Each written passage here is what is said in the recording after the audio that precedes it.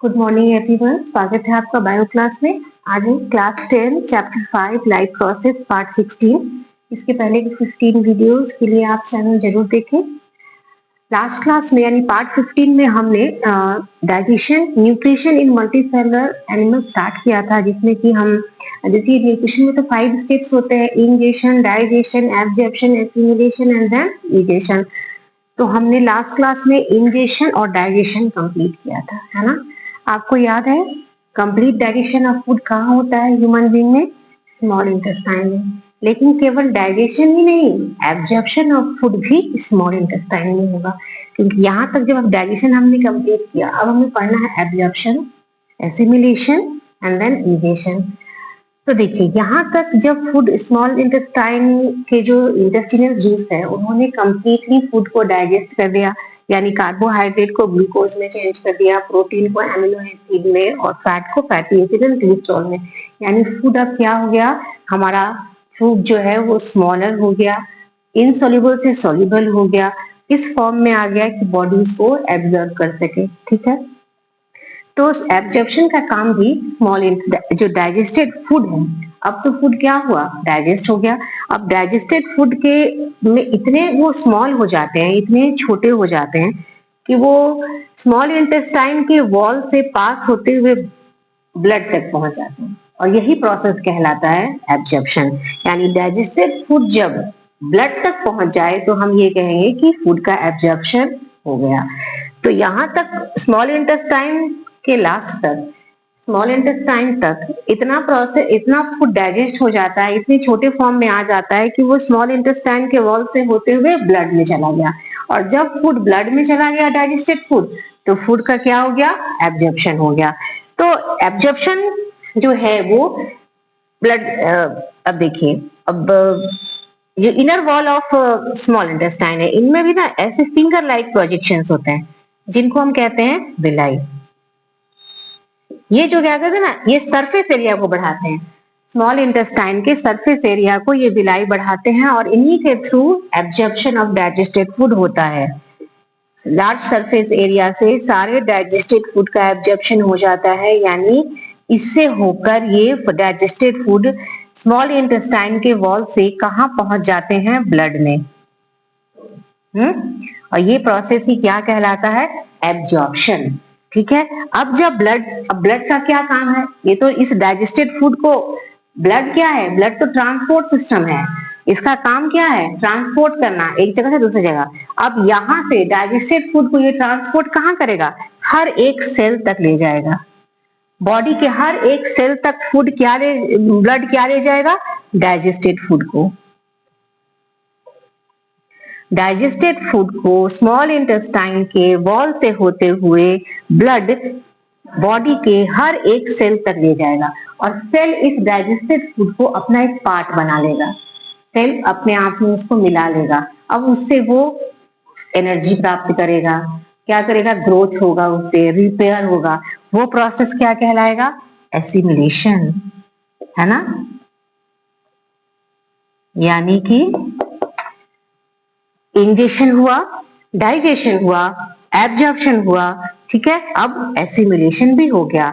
Blood digested food को cell तक पहुंचा दिया, सेल ने उस डाइजेस्टेड फूड को अपना एक पार्ट बना लिया, जिसकी की ग्रोथ, रिपेयर में काम आएगा। तो ये प्रोसेस जब सेल ने उस डाइजेस्टेड फूड को अपने पार्ट बना लिया, तो वो मिल गया, उसको कहते हैं हम एसिमिलेशन। अब इस सेल में इस डाइजेस्टेड फूड के ऑक्सीडेशन से एनर्जी रिलीज होगा, उस प्रोसेस को हम रेस्पिरेशन कहते हैं। यानी कि हर एक सेल में रेस्पिरेशन होगा, जो कि हमारा अगला लाइफ प्रोसेस है, जिसको हम फिर डिस्कस करेंगे। तो एनर्जी जो प्रोड्यूस हुआ रेस्पिरेशन से, उसको यूज करेगा ग्रोथ में, रिपेयर में। अब वो प्रोसेस क्या कहलाएगा, एसिमिलेशन। ठीक है, यानी digestion and absorption of food कहाँ पे कंप्लीट हो गया, आपके स्मॉल इंटेस्टाइन में। अब लेकिन लार्ज इंटेस्टाइन में क्या जाएगा, अब लास्ट जो स्टेप होता है वो इजेशन है ना। इजेशन, बहुत सारे फूड जो हम इनटेक करते हैं उनमें से हर चीज डाइजेस्ट नहीं होता, कुछ पार्ट जो है वो अनडाइजेस्टेड रह जाते हैं। वो अनडाइजेस्टेड फूड स्मॉल इंटेस्टाइन से कहां पहुंचता है, लार्ज इंटेस्टाइन में, है ना। अनडाइजेस्टेड फूड स्मॉल इंटेस्टाइन से लार्ज इंटेस्टाइन में पहुंचता है, और लार्ज इंटेस्टाइन में क्या होता है, लार्ज इंटेस्टाइन में भी विलाई है, वहां भी एब्जॉर्प्शन होगा, लेकिन किस चीज का? फूड का नहीं, वाटर का। यानी लार्ज इंटेस्टाइन में एब्जॉर्प्शन ऑफ वाटर होता है। तो अनडाइजेस्टेड फूड जैसे जैसे पार करेंगे ना, इसका वाटर सब एब्जॉर्ब कर लिया जाएगा लार्ज इंटेस्टाइन में प्रेजेंट विलाई के द्वारा।